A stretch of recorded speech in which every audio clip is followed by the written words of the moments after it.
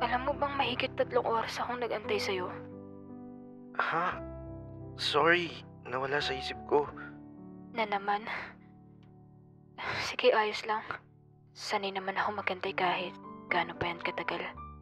Teka, galit ka ba? Hindi. Di nga. Sorry kung nakalimutan ko. Marami din kasi ako iniisip.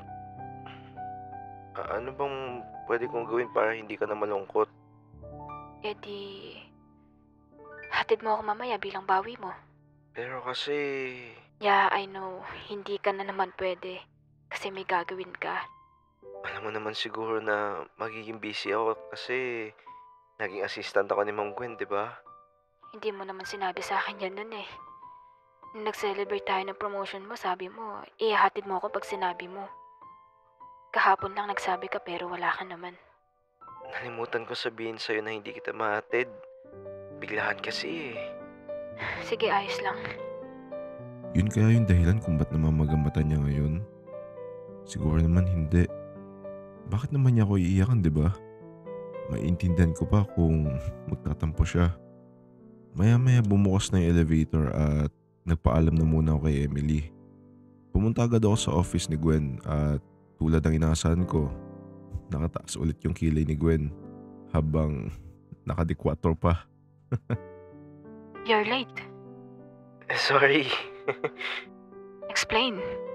Ano eh, hindi ko na namalayan yung oras. Hindi na nga ako nakapagsuklay, kakamadali eh. Halata nga. Tingnan mo yung polo mo, gusot-gusot pa. Ganyan ba epekto nung nawala ako? Lo, marunong naman ako magplansya ng polo. Sadyang nagmamadali lang, kaya di ko na nagawa. Dala mo laptop mo? Abay, syempre.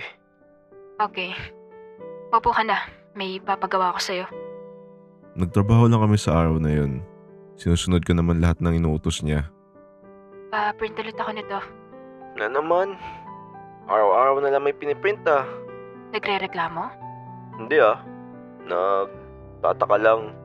Sige na, bumaba ka na dun. May papabili ka ba? Coffee lang. Okay, sige. Wait mo ako. Nagprint pala muna ako bago magtimpla ng kape ni Gwen. Nagmamadali naman ako maglakad. Alam niyo naman si Boss Madam, mabilis mainip. Sa sobrang kakamadali ko noon, nabangga ko si Emily papasok sana sa corridor. Kaya ang ending, natapon ko yung kapeng hawak ko sa kanya. Aray, ang init!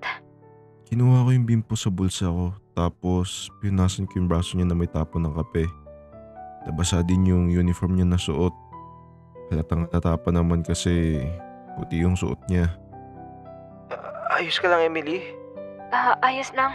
Medyo mahapdi lang. May extra ka pa bang damit? Wala na eh. Sige, antayin mo ako ah. Dumiretso ako sa locker para kunin yung t-shirt ko. Nakalagay lang to kasi para in case na umulan or mabasa ako, may pamalit ako. Since hindi ko naman kailangan, papiram ko na lang muna to kay Emily. Ito muna suotin mo. Medyo malaki lang. Okay lang ba? Oo, ayos lang. Naku, yung braso mo namumula. Ako nang bahala dito. Hindi naman ganun kasakit. Sure ka?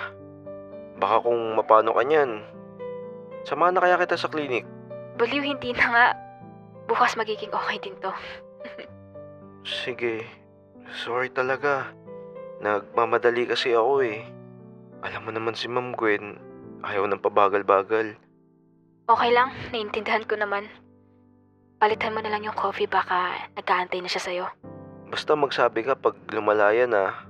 Dito lang naman ako para tulungan ka. Sige Emily, dito na ako. Sige. Thank you dito sa t-shirt. Ibabalik ko na lang pag nalabhan. Sige, wala yun. Tulad niya ng sabi niya, pinalitan ko na lang yung kape na natapon ko. Pagtapos, umakyat na ako sa office ni Gwen. Sorry kung medyo natagalan, pero naprint ko naman na lahat to.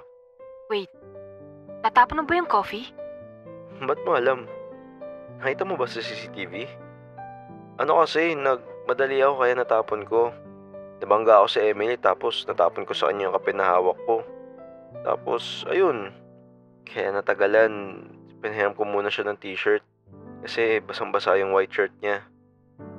Hindi ko nakita sa CCTV. Nakita ko lang na may mancha yung polo mo. So, pinahiram mo ng t-shirt mo? Oo, kasalanan ko naman eh. Hindi ako nag-iingat. Nakakaya naman kung hahayaan ko na lang siya ng ganun. So, nagkikare ka sa kanya. Ha? Sinasabi mo dyan? Bakit kailangan pahiramin pa siya ng gamit mo? Bakit? May gusto ka sa kanya? Baliw. Siyempre nagpapakumbaba lang ako. Wala namang masama dun ah. Pinahiram ko lang naman. Di ko naman binigay. Babalik niya din naman yun. Ah, so ganun pala. Para makapag-usap ulit kayo, pinahiram mo. Pwede namang hayaan na lang ah. Di naman kasi ako kagaya mo. Mabait akong tao. Siyempre, nakaabala ako. Nadumihan ko pa yung damit niya. Itatanga-tanga siya eh. Di naman mangyayari yun kung walang tanga. Ano bang pinagsasabi mo? Nagsiselos ka ba kasi pinahiram ko damit ko? Oo, nagsiselos ako. May angal. Kaya wag mo na ulit gawin yun. Sige na, di ko na gagawin. Pag binalik niya lang sa akin yung damit, okay na. Wag mo nang kunin. Ibigay mo na lang sa kanya. Tsaka, nasuot niya na yun. Bakit? May bala ka bang suotin yung nasuot niya na? Grabing kaselosa na yan ah. Huwag kang mag-alala. Sa'yo pa din naman ako babagsak. Ewan ko sa'yo. Basta wag mo na lang kunin kung ibabalik niya. Eh paano kung ibalik niya? Eh di wag mong pansinin. Ha? Paano hindi pansinin? Baka manibago sa akin yun. Sabihin, iniiwasan ko siya. Eh bakit? Hindi ba? Natatakot ka ba na masaktan yung feelings niya? So, may paki ka nga sa kanya.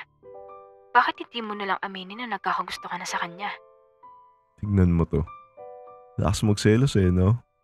Hindi na bago sa akin yun. Ganyan din naman siya nung kami pa. Lumala nga lang ngayon. Kung gusto ko siya, edi sana niligawan ko na noon pa.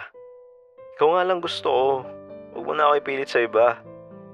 Baka pag ako nabad to eh, halingan kita dyan. Ano? May sinasabi ka? Tapang mo na. Bakit? Kaya mo?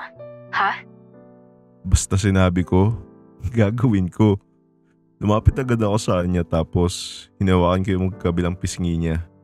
Sabay, hinalikan siya. OMG. Gusto mo ba makita yung next part? Click mo lang yung join sa tabi ng subscribe.